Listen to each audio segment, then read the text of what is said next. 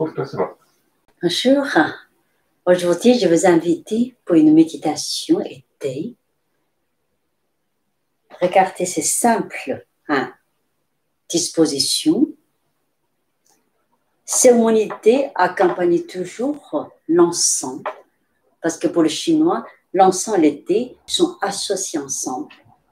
L'encens représente aussi l'homme, sa communication avec du ciel, donc la spiritualité.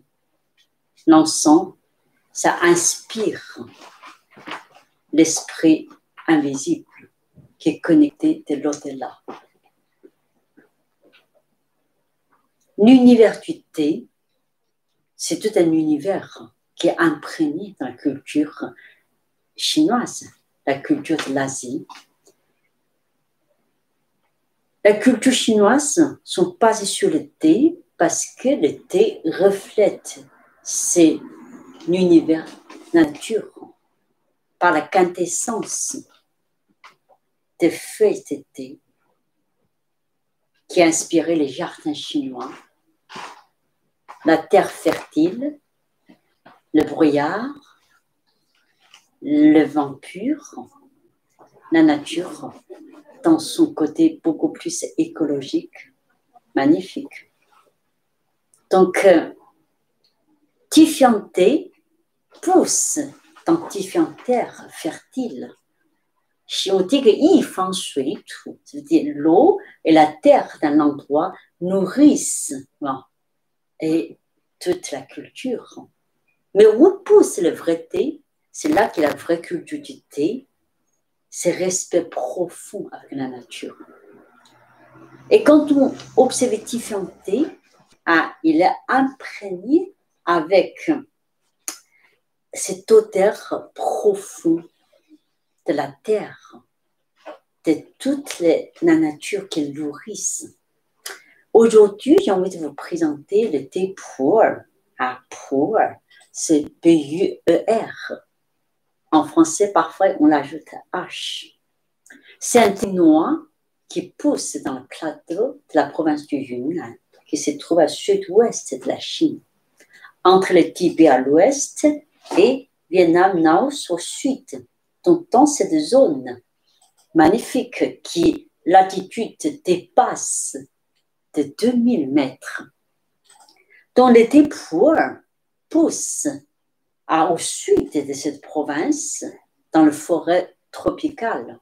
On veut dire dans la forêt qui a réellement des terres très fertiles avec des minéraux spéciaux, et puis le vent de ces plateaux aussi qui nourrissent très très spécialement les arbres de thé pu'er. Souvent, l'arbre dépasse parfois 100 ans de l'histoire. Donc, les feuilles de pu'er, par rapport au thé vert, par rapport aux autres thés, c'est beaucoup plus long, beaucoup plus épais. Donc, il a beaucoup de résistance souvent. Donc, dans la route, pendant la période de la route des soies, dans le 7e siècle, la Chine a beaucoup d'échanges avec les autres pays, qui a constitué cet échange par la marchandise, par la culture. Donc, le thé, bien sûr, c'est le produit principal qui est exporté par les Chinois. Et puis, en même temps, pendant cette période, au sud de la Chine, parce que la vraie route de la soie, c'est à partir de Xi'an, la capitale Chang'an, à l'époque, qui est nord-ouest de la Chine. Après, ils vont s'éteindre sur la route de la soie pour les pays de l'Asie centrale. Mais en même temps, au sud de la Chine, on l'appelle la route de la soie du sud. C'est en effet entre la province du Yunnan et tous les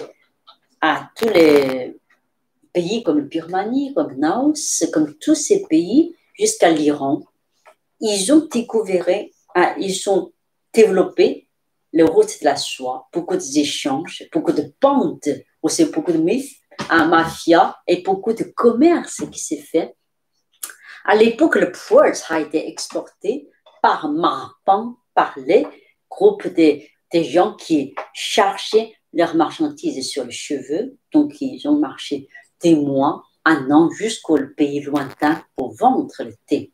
Donc, ainsi, pour conserver le thé de pu'er, ils ont fait une compressée tout le thé pour ça devient une sorte de brique, ou bien toutes sortes de formes.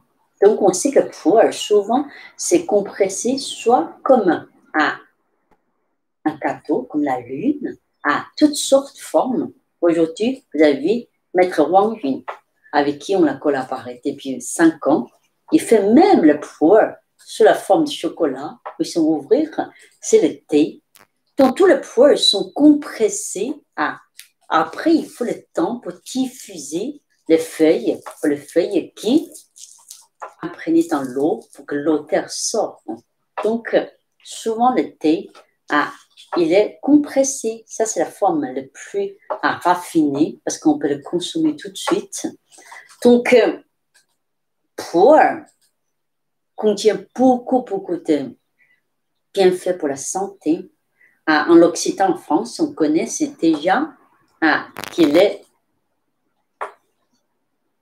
contre le cholestérol, favorise beaucoup la digestion, et puis aussi qui est réellement régulariser les systèmes, on peut dire, hormonal, c'est endocrinien, souvent pour la diabète, l'hypertension, il a un effet vraiment très efficace. Le pu'er aussi, c'est le thé qui aide à bien digérer dans le sens de purifier notre corps dans la profondeur. Il contient beaucoup de minéraux spéciaux qu'il n'en a pas dans d'autres thés. Donc, pour infuser le pu'er, je vais vous montrer. Donc, ça, c'est la forme de pu'er. Donc, le thé rouge et le thé pu'er est souvent fait avec les théières de la terre de Yixin, vient de la ville près de Shanghai, Yixin, qui a la terre spéciale qu'on fait le théière le plus connu de Chine. Là, je me rappelle ce que j'ai créé, cette théière, l'unité de l'homme et du ciel. Donc, c'est la terre qui a inspiré l'odeur du thé, qui fait corps avec le thé. Donc, souvent dans les cérémonies de thé, normalement, le mâle, il n'a pas le droit de toucher. Là, c'est pour vous montrer. Il y a toujours quelque chose qui prend le thé, là, et puis on le met dans le théière. La première, c'est qu'il faut le nettoyer parce que comme souvent, ça conserve longtemps, on dit que rapidement, on va nettoyer le thé, donc rapidement avec l'eau chaude, qui est laisser l'eau chaude bouillir. Après, on va rapidement verser le thé. Et puis, donc,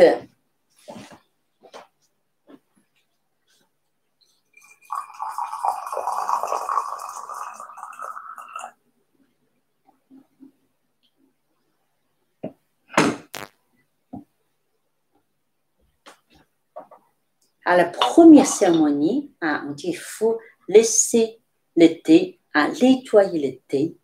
Donc, je vais le verser sur cette tasse.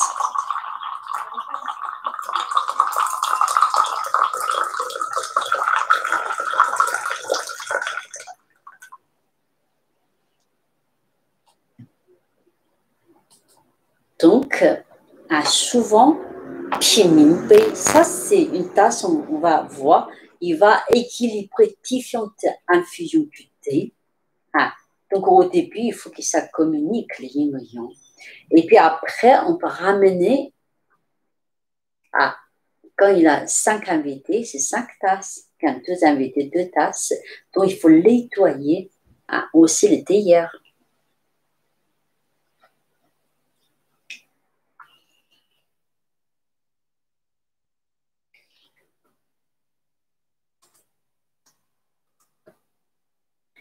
Souvent, dans le vrai rituel du thé, on n'a pas le droit, on le fait avec la main touchée, sauf les grandes tasses de l'égalité de diffusion du thé.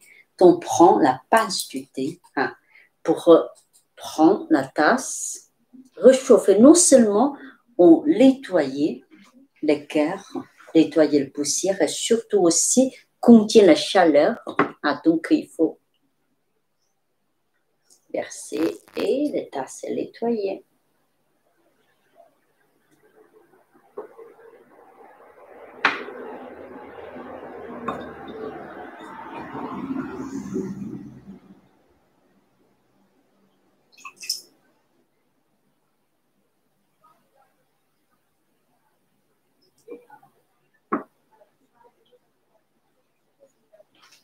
Donc, maintenant, on va goûter le poids, le deuxième.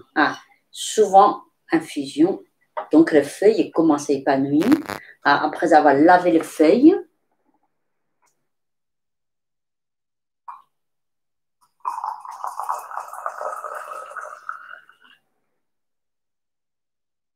donc aujourd'hui, je le vois une très très jolie thé. Normalement, même ça, c'est en harmonie avec l'ensemble.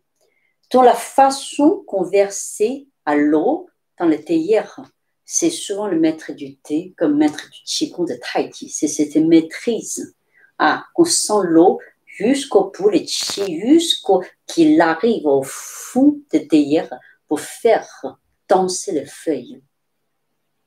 C'est une maîtrise de l'intention du souffle et des gestes. Tous les gestes soient séculaires comme une pratique de tai chi, de qigong. Donc, le mouvement, il faut éviter de casser l'harmonie de qi et maîtriser son geste comme le qigong. Relâchez les épaules, laissez tomber le coude, suspend le poignet. Dans tout le mouvement, c'est dans cette beauté. Tout le mouvement séculaire. Donc, laissez-les mijoter un petit peu, 5 minutes souvent. Donc là, je vais verser d'abord. Ça, c'est ce qu'on a nettoyé.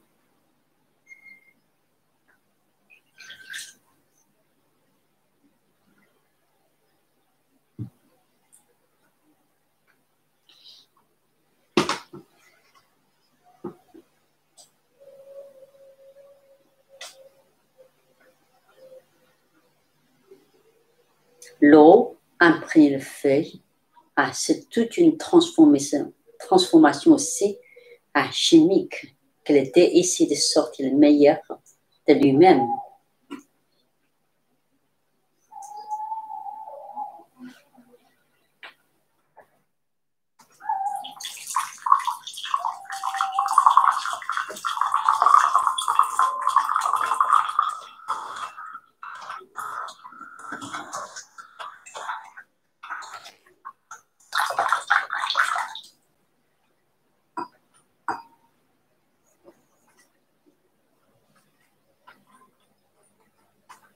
Donc, on peut observer un petit peu les couleurs.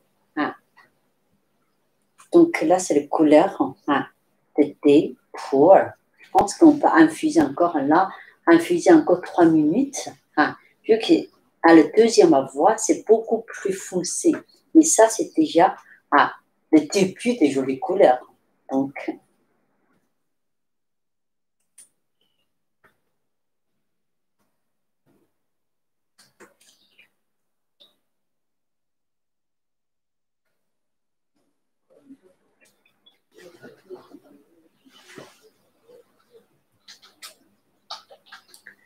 quand on prend une tasse de thé,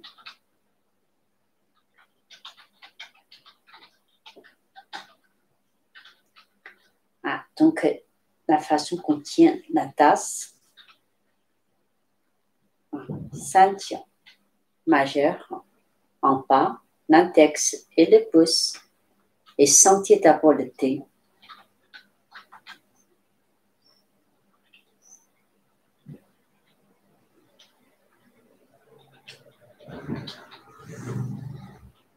Quelques respirations profondes. Laissez l'odeur du thé entrer en nous. Donc, on boit dans le calme.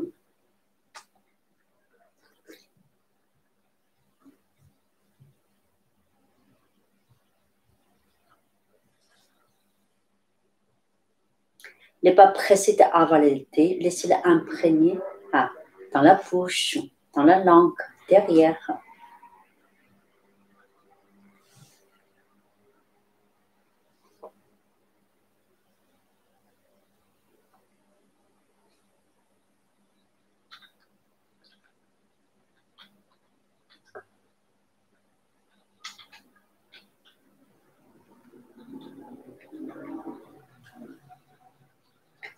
après avoir bu 3 gorgées du thé, à laisser souvent le thé, le chi de thé qui va monter de dantian. Il a toujours le derrière-coup, ce qui est très important, ne pas précipiter. Donc, ça fait partie de ces cérémonies aussi, méditation du thé. Grâce à l'odorat, on change toute une perception. Donc, aussi, quand vous faites le thé pour à la maison, par exemple, là, le deuxième, laissez un petit peu, regarde, la couleur va changer.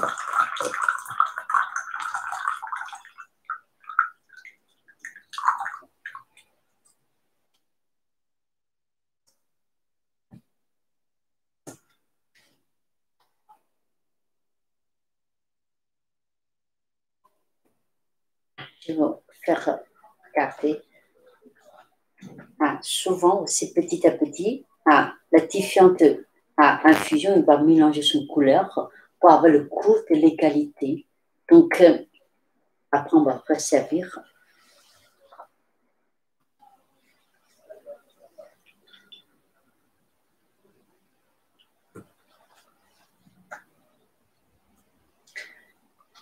Dans toute la cérémonie de thé, donc le côté, le respect, le calme et la pureté, geste bien maîtrisé comme l'esprit extrêmement clair dans la clarté, et surtout vous buvez le pour